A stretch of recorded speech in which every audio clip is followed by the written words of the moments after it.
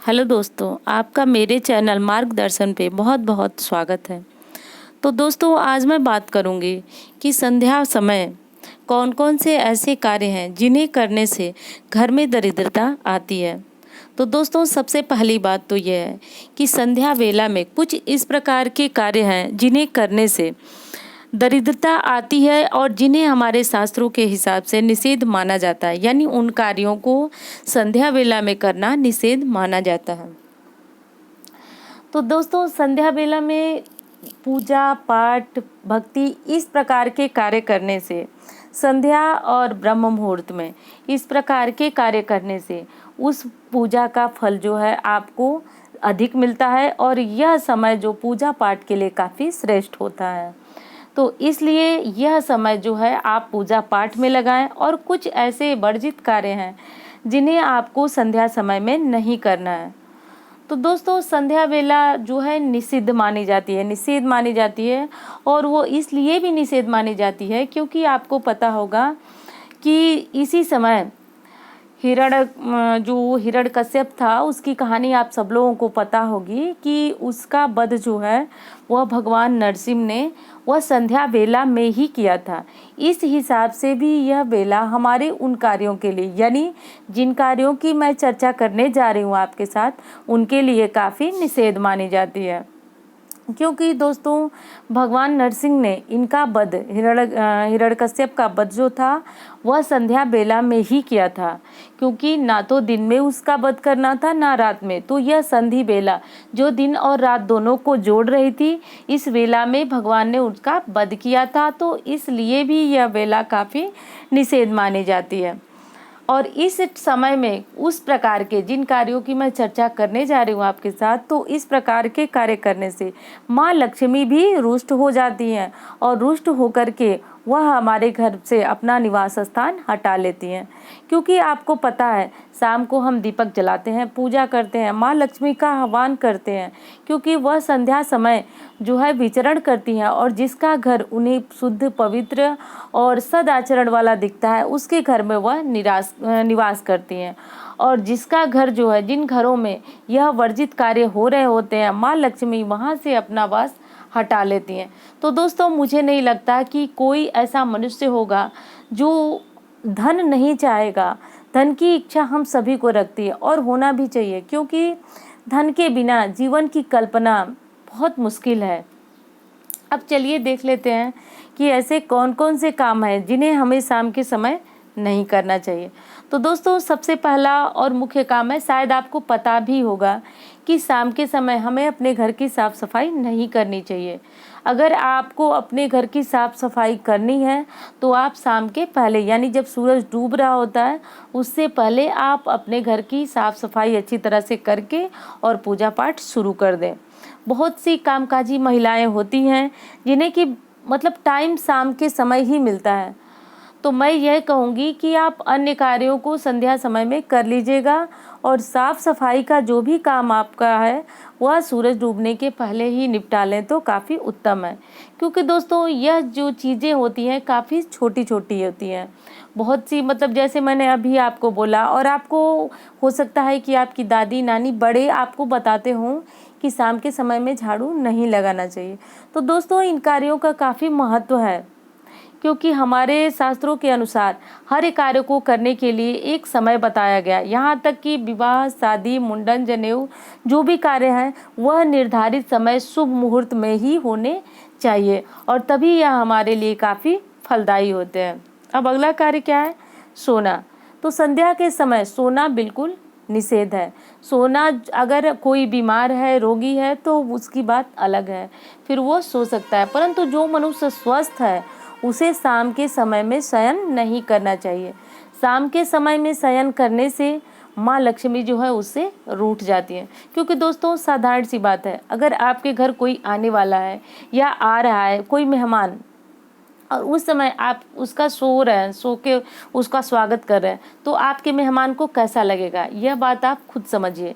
तो माँ लक्ष्मी जो है वह शाम के समय विचरण करती हैं और वो देखती हैं कि कौन जो स्त्री है, कौन सा ऐसा मनुष्य है जो हमारा स्वागत जो है वह खुशी मन से और पूरे अच्छे आचरण व्यवहार विचार पूजा पाठ के द्वारा हमें प्रसन्नता से बुला रहा है, तो उसी के घर में जाती हैं, न कि कोई सोया हुआ बिस्तर में पड़ा हुआ है उसके घर वो जाना पसंद नहीं करती हैं।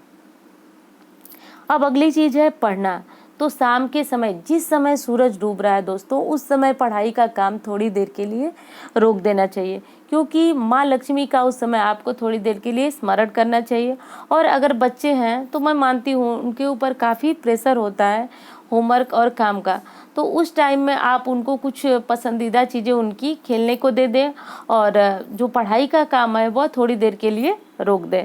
तो इससे क्या होगा कि उनका दिमाग जो है वह भी खेल कूद में से थोड़ा सा फ्रेश हो जाएगा और बच्चे फिर पढ़ाई में पूरे मन से जुट जाएंगे और शास्त्र के हिसाब से भी बच्चे का दिमाग जो है वह चुस्त और दुरुस्त रहेगा।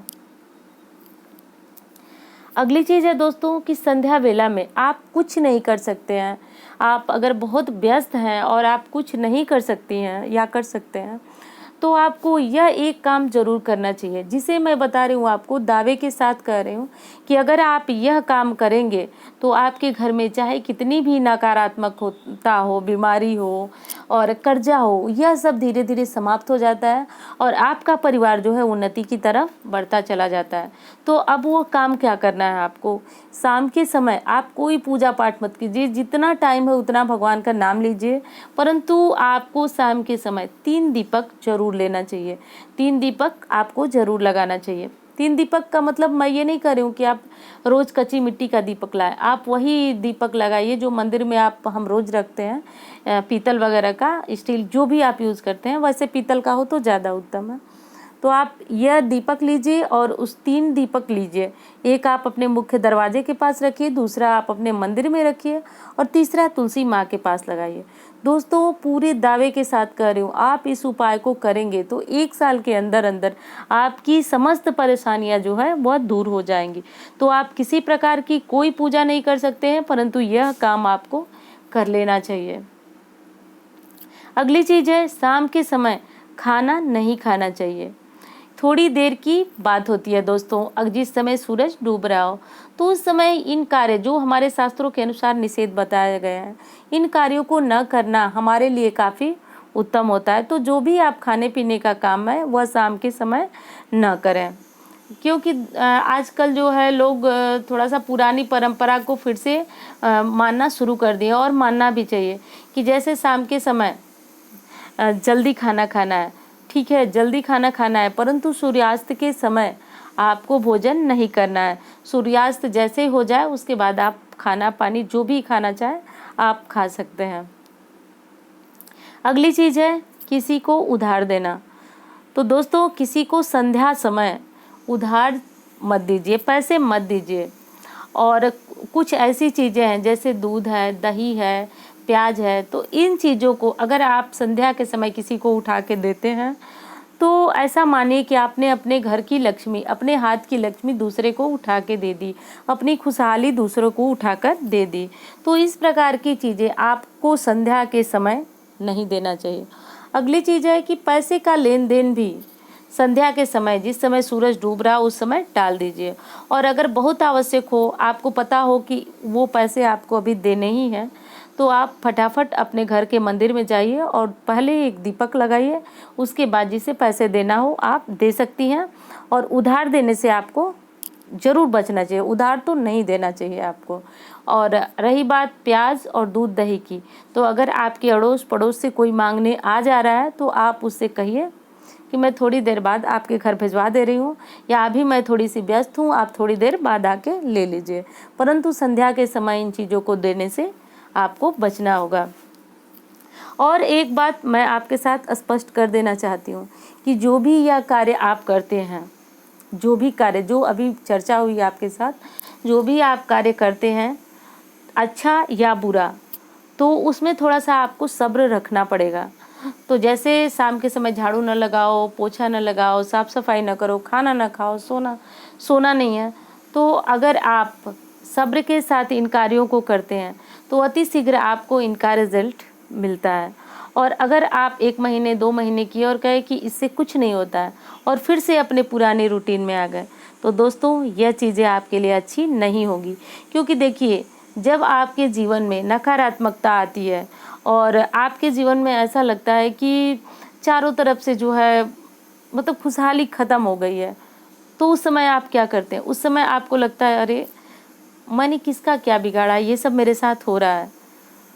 तो दोस्तों यह जब हमारे जीवन में बुरी स्थितियाँ आती हैं तो भी हम समझ नहीं पाते, वह धीरे धीरे न चाहते हुए भी हमारे जीवन में प्रवेश कर जाती हैं।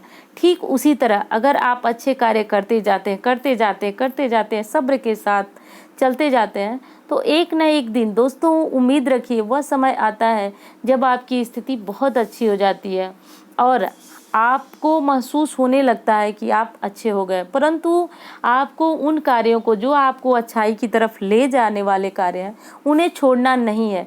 हो सकता है कि उन कार्यों को करने में आपको थोड़ी-सी दिक्कत, परेशानी आ रही हो, परंतु उन अच्छे कार्यों को छोड़ना नहीं है, क्योंकि वह समय ज़रूर लगेगा परंतु वो अपना असर अच्छा ही देते हैं। और बुरे कार्य हैं, वो भले ही हमें आज बुरा फल नहीं दे रहे हैं, परंतु यकीन मानिए वह आने वाले समय में हमें बुरा फल ही दे के जाएँगे। क्योंकि दोस्तों कहा भी गया है कि बोया पेड़ बबूल का आम कहाँ से पाए। तो जाहिर सी बात है, हम जैसा करेंगे वो आज नहीं कल हमारे हिसाब हमारे जीवन में जो है वह जुड़ता ही जाएगा। तो इन कार्यों को कीजिए और बिल्कुल यकीन और भरोसा के साथ कीजिए। तो दोस्तों उम्मीद करती हूँ यह वीडियो आपके लिए ज्ञानवर्धक रही होगी। मिलती हूँ एक इसी तरह की वीडियो के साथ। धन्यवाद।